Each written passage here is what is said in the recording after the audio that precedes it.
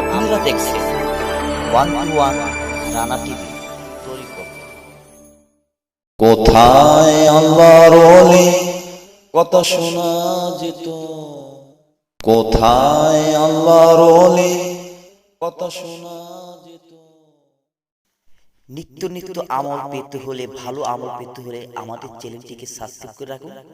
পাশে বেল আইকনটি ক্লিক করে দিন, যেন আমাদের নতুন ভিডিও আপলোড দেওয়ার সাথে সাথে নোটিফিকেশন চলে যায়। আসসালামু আলাইকুম। আশা করি সবাই ভালো আছেন, ইনশাল্লাহ আমিও ভালো আছি।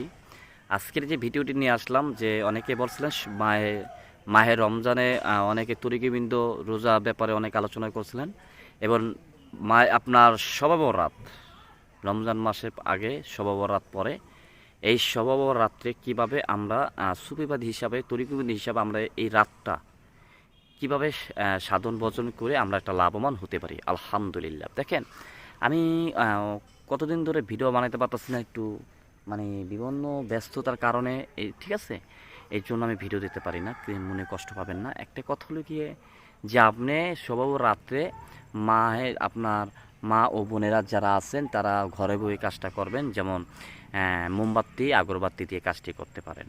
আগরবাতি সবাই রাত্রে সবাই জ্বালায়, তখন আপনি যদি মোমবাতির আপনার জ্বালাতে হবে 1 পিস, আর আগরবাতি জ্বালাতে হবে 5 পিস ঘেরান আগরবাতি জ্বালাতে হবে। যদি ও রাত্রে কোনো ফেরেশতা, এবং আপনি যদি ভালো ফল পেতে চান, আমার কথাগুলো মেনে মা ও বোনেরা এবং ভাই আছেন, বন্ধু আছেন, যারা আছেন, বাবা আছেন, তারা আমার কথা মতন কাজ করলে একটি ভালো রেজাল্ট পাবেন ইনশাল্লাহ।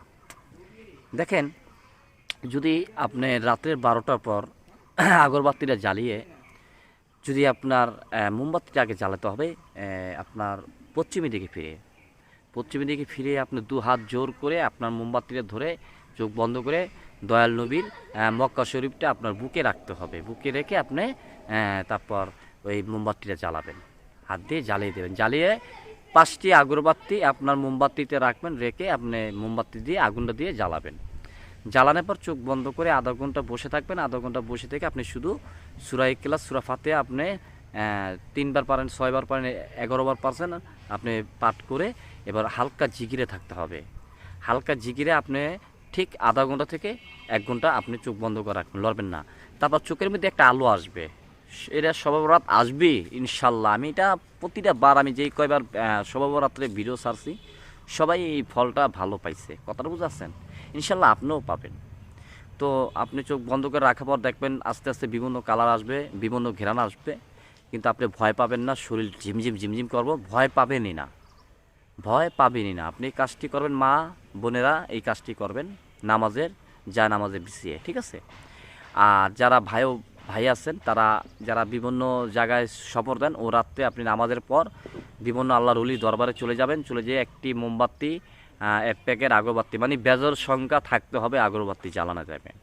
তারপর আপনি চোখ বন্ধ করে ওখানে শুধু, আর কোনো সূরা কালাম কিছু পড়তে হবে না, শুধু জিকির থাকতে হবে।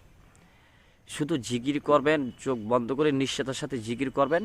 ঠিক 1 ঘন্টা পর যেই হোক না কেন, এক সাইড নিয়ে বসবেন, যেন আপনার 1টা ঘন্টা নিচে আপনি উঠবেন না, যে আমার 1 ঘন্টা এখানে পার করতে হবে চোখ বন্ধ করে।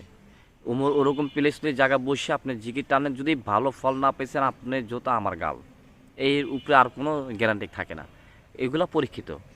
যাই হোক, আপনারা অনেকে কমেন্ট করছিলেন যে ভাই আপনি কি কবিরাজি চিকিৎসা আধ্যাত্মিকভাবে করেন কিনা। যে কোনো সমস্যা, যে কোনো চিকিৎসা, যে কোনো কবিরাজি, জিন্নাত পরি মানুষের ডিস্টার্ব করতেছে, কীভাবে ভার হইতেছে, এগুলো সারানোর জন্য কিভাবে কাজ করবেন।